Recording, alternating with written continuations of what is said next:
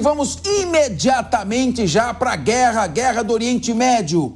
Um cessar-fogo de 4 dias na guerra entre Israel e Hamas começou na madrugada desta sexta-feira, lá em Gaza, como parte do acordo costurado intermediado pelo Catar. O acordo inclui a libertação de reféns mantidos por terroristas do Hamas e palestinos presos por Israel. Vai haver uma swap, uma troca de prisioneiros palestinos por reféns israelenses. Vamos começar com o debate, já começando aqui com o nosso Alexandre Bissoli. Bissoli, tem aí de graça, soltaram 12 reféns tailandeses. Sabia dessa? O Hamas tinha pego entre os sequestrados, tinham 12 reféns que eram tailandeses, esses estão saindo sem precisar entrar na troca. Outra coisa que é importante, esse cessar-fogo é um cessar-fogo meio na galega, porque esse cessar-fogo vai das 10 da manhã às 4 da tarde. 10 da manhã às 4 da tarde, que é o tempo suficiente para a liberação dos reféns. De qualquer maneira, foi bom. Eu não sei a sua opinião, mas o primeiro compromisso que um governo tem que ter é de preservar a vida dos seus cidadãos. Qual a sua opinião? Capês, primeiramente, boa tarde a você, boa tarde aos colegas aqui da mesa de hoje, a nossa audiência que nos acompanha nessa tarde de sexta-feira. Eu acho que é isso, a gente tem que ficar feliz com toda a notícia de cessar-fogo, com toda a notícia de poupar vidas. Às vezes a gente se permite cair em guerra de torcida porque a gente não sabe o que é a realidade de uma guerra. E talvez as redes sociais tenham trazido um fato novo para essa guerra, né? Que é a gente poder ter acesso e ver o que as pessoas passam, o que elas sofrem, o que acontece lá de verdade. Então é uma grande responsabilidade a gente querer ficar daqui dando palpite, torcendo para um lado ou para o outro, como se fosse algum tipo de jogo ou torcida de futebol. Não é.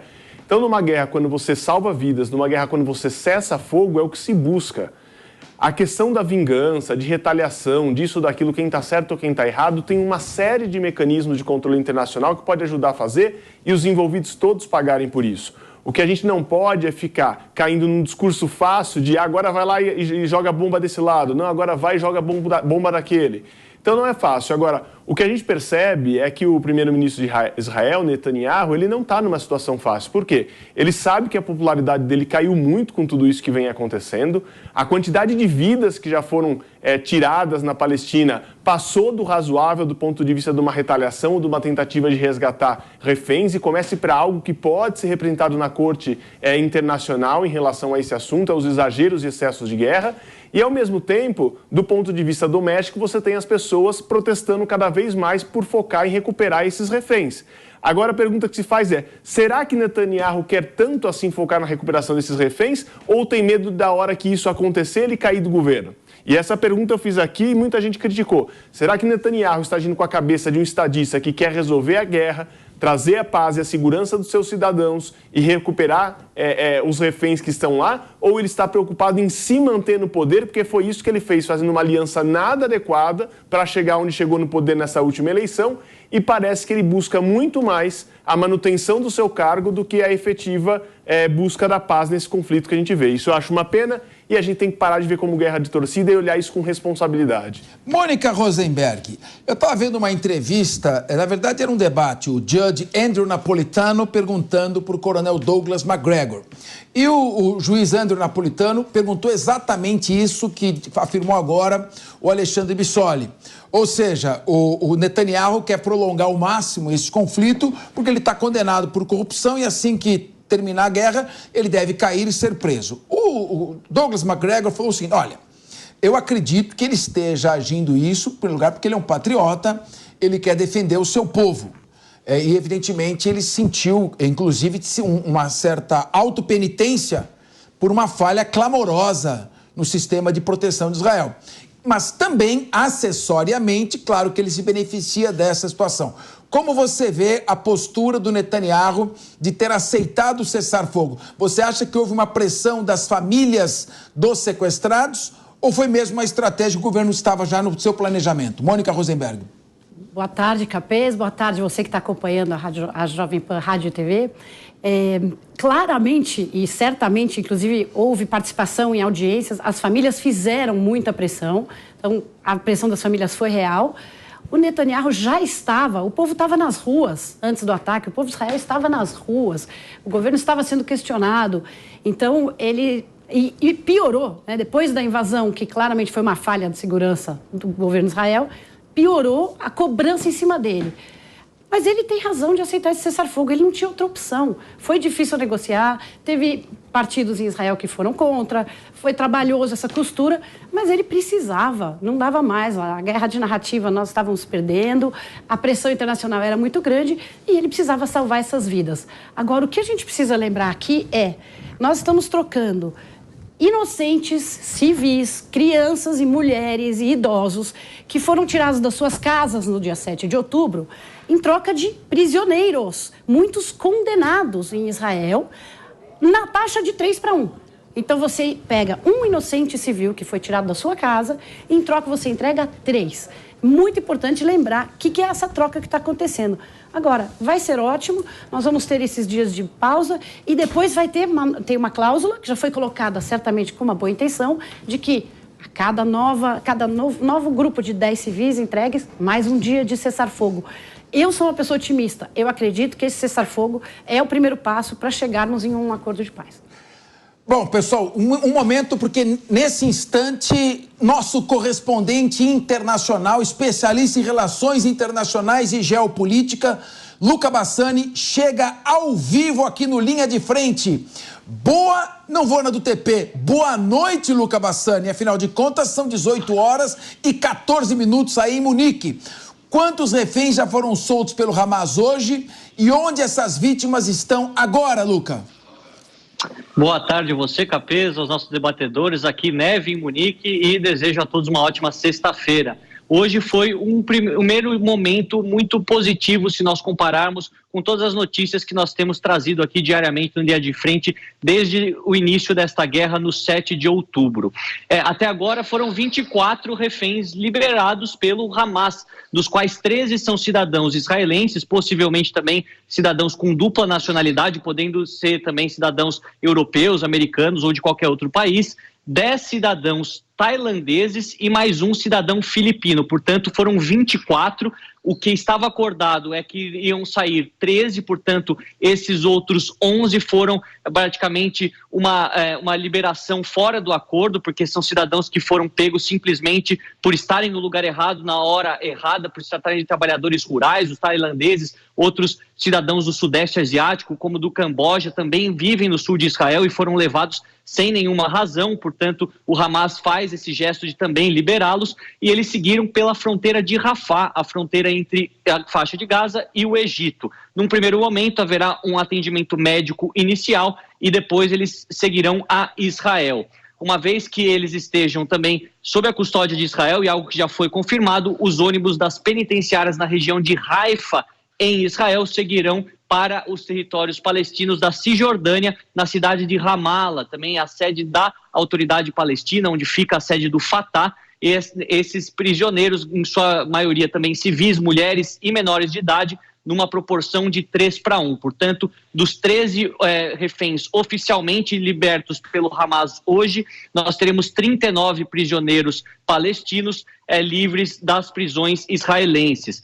Muito vai se perguntar sobre o porquê o Hamas escolher liberar esses outros 11 cidadãos asiáticos. Muito se dá pelo fato deles não terem nada a ver com a guerra, né? A gente vê que, até mesmo na retórica ideológica dos terroristas, dos fundamentalistas, eles acabam querendo deixar bem claro quem eles querem atingir, por mais que não seja uma luta legítima, nós saibamos aquela luta que busca o terror. E a gente vê que esse é um primeiro passo para que nos próximos dias, ou seja, sábado, domingo e segunda-feira, esse mesmo movimento continue a ponto desta trégua de 4 dias ser completa sem nenhuma paralisação. É o que todos esperamos. Do ponto de vista militar, também não vemos novas movimentações, o que dá um indício que Israel também está cumprindo com a sua parte. Luca Bassani, há uma imagem aqui para quem está nos assistindo, à direita da tela, de um ônibus seguido ali de uma viatura, aparentemente uma ambulância, ou um carro da polícia, mais à distância, parece ser um carro da polícia. São os 13 reféns israelenses ingressando em Israel nesse momento. Então, Então, são imagens das câmeras de segurança de Israel. Então, para quem está nos assistindo nesse momento aqui, são imagens aqui que estão sendo exibidas à direita do Luca e à minha direita. Fico feliz também que minhas fontes israelenses quase que acertaram. Disseram que eram 12 reféns tailandeses liberados de graça. Então, quer dizer que, na verdade, são 13 reféns até agora no acordo, 13 reféns em troca de 39 prisioneiros. Uma pergunta rápida. O Hamas vai segurar, então, em doses mais homeopáticas, doses menores a liberação dos reféns, para tentar esticar ao máximo esse cessar-fogo? E, se esses 39 palestinos presos, o Netanyahu bateu no peito e falou: nenhum assassino será liberado. Mas ele é um político. Quem são esses 39 presos que estão sendo liberados em troca? Então, essas duas perguntas. Pode se estender mais por 4 dias? E quem são os 39 palestinos presos liberados? Essas são perguntas sempre muito pertinentes que você levanta, Capês. Nós sabemos que o que foi acordado é que seriam 50 reféns israelenses, ou 50 reféns que são de múltiplas nacionalidades, que foram pegos no dia 7 de outubro, em troca de 150 prisioneiros palestinos. Obviamente que se tratando de 4 dias de trégua, e utilizando um pouco o meu lado matemático, dividindo 50 por 4, não poderíamos ter 12 pessoas e meia por dia liberados, portanto 13 ou 12, dependendo do dia. Então, eles dão o primeiro indício que estão cumprindo com a parte deles do que foi acordado para o dia número 1. Nós sabemos que o Hamas também, ao Hamas foi oferecida a possibilidade de estender esse prazo de trégua. A cada 10 reféns a mais soltos, nós teremos mais 24 horas acrescidas na trégua colocada por Israel. Então pode ser algo vantajoso para o grupo terrorista, até mesmo para outros países que têm feito essa intermediação, essa negociação, pelo fato de eles quererem estender ao máximo a ponto dessa trégua, que é, por enquanto, temporária, se tornar um cessar-fogo um pouco mais perene, um cessar-fogo que até poderia encaminhar os processos de paz definitivos. Mas isso envolve a liberação de todos os reféns. Netanyahu deixou claro que quer liberar todos os reféns, são cerca de 240 pessoas, das quais mais de 30 são crianças ou bebês, mais de 20 são idosos, muitas mulheres, muitos estrangeiros e quase todos civis. O número de militares não foi divulgado, mas é uma parcela pequena comparada com o número de civis, que nós sabemos que os reféns militares têm aí outro valor. Então é isso que vai ser observado e obviamente que nós vamos estar aqui acompanhando. Se eu esqueci de alguma pergunta que você fez ao longo desta participação, eu volto, porque depois, às vezes eu esqueço aqui falando tantas coisas ao mesmo tempo. Você não esqueceu nada, sou eu que pergunto demais, os outros debatedores também querem perguntar.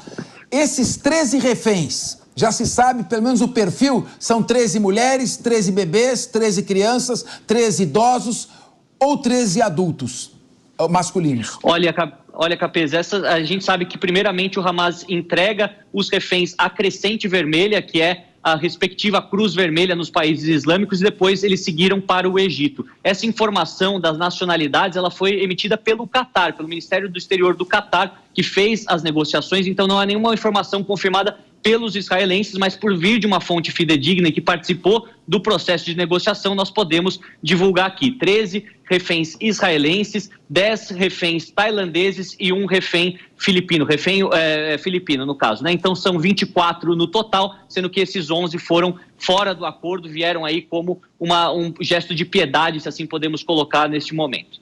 Luca Bassani, bate pronto. Minhas fontes israelenses disseram que esse cessar-fogo é um meio cessar-fogo, que dura todo dia das 10 da manhã às 16 horas. O que você tem de informação a respeito disso?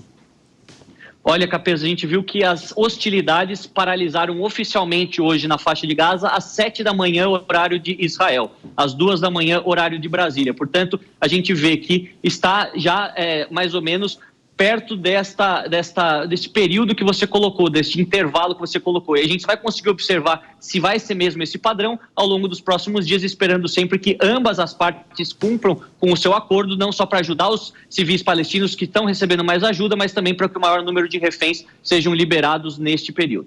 Bom, antes que o Diego Tavares arranque o meu relógio, de tanto que ele está puxando o meu braço, eu quero fazer mais uma última pergunta e depois passar para ele.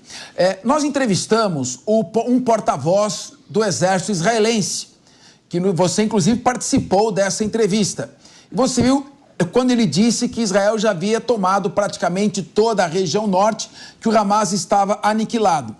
Mas essa informação contrasta com a declaração de Yoav Galan, que é o ministro da Defesa de Israel, dizendo que após cessar fogo, essa guerra dura ainda no mínimo 2 meses. Então, não parece que esse céu de brigadeiro não, né?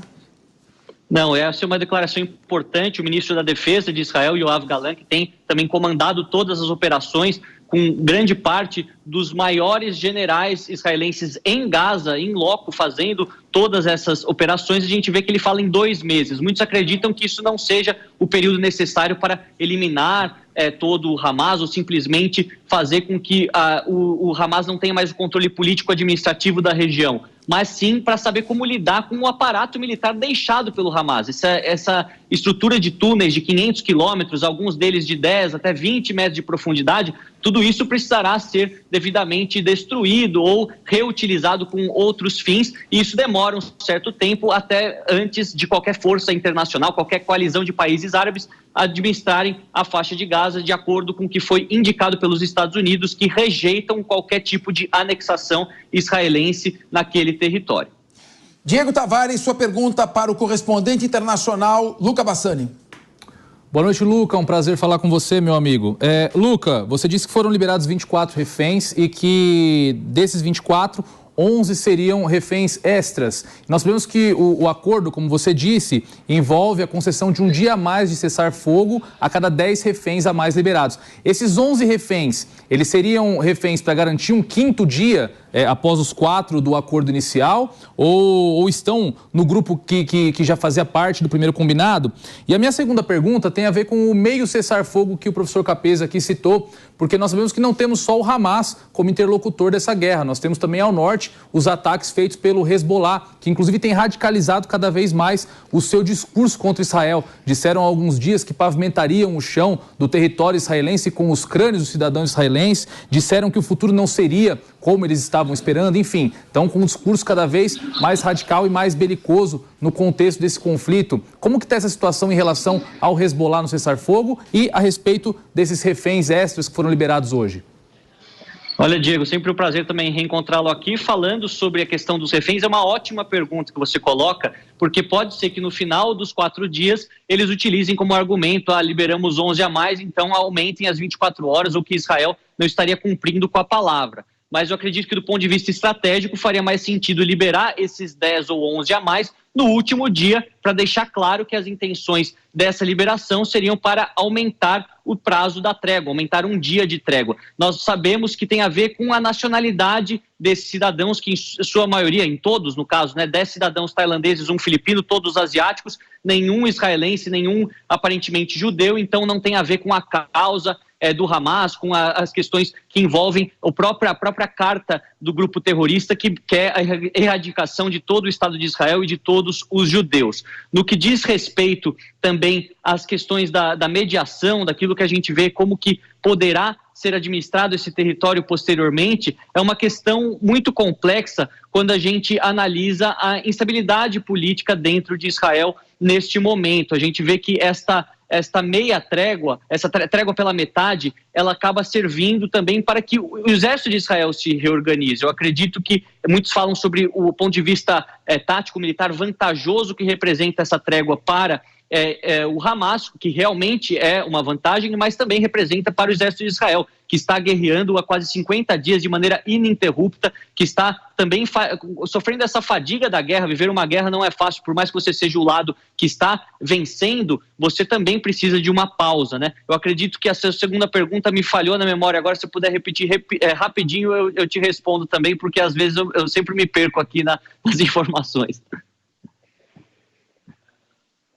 O Hezbollah aderiu ao cessar-fogo, não aderiu? Como que a gente pode falar em uma paralisação da guerra, sendo que o Hezbollah também tem radicalizado seu discurso cada vez mais em relação a Israel? Certo. É importante a gente mencionar que o Hezbollah sempre teve um sentimento de crescente ódio e muito belicoso ao Estado de Israel, mas ele nunca interveio em defesa dos palestinos. A guerra entre Hezbollah e Israel é uma guerra que muitos chamam a primeira versão da guerra por procuração entre israelenses e iranianos, entre os persas, não a continuação do conflito entre israelenses e árabes. Então, neste caso, por mais que o Hezbollah seja composto por libaneses que são essencialmente árabes, eles representam os interesses iranianos no Oriente Médio, por ser uma facção xiita também, fundamentalista. Então, a gente vê que é uma diferenciação. Essa trégua, ela acaba não servindo para o Hezbollah porque não houve uma declaração oficial de guerra, ao contrário do que o Hamas, que foi colocado como principal inimigo de Israel a partir do ataque terrorista do dia 7 de outubro e foi declarado perante o Knesset, perante o parlamento de Israel, a guerra ao Hamas. Então a gente não sabe se essas hostilidades vão parar, se eventualmente isso pode acabar até tendo alguma influência, afinal nós sabemos que o Qatar também é influente sobre o Hezbollah, sobre outras facções que atuam lá no Oriente Médio, mas por enquanto não há nenhuma notificação a respeito disso. O principal objetivo é ver se os reféns estão sendo liberados nos números que foram indicados e se eles também estão em ótimo estado de saúde, que é a principal preocupação das forças israelenses.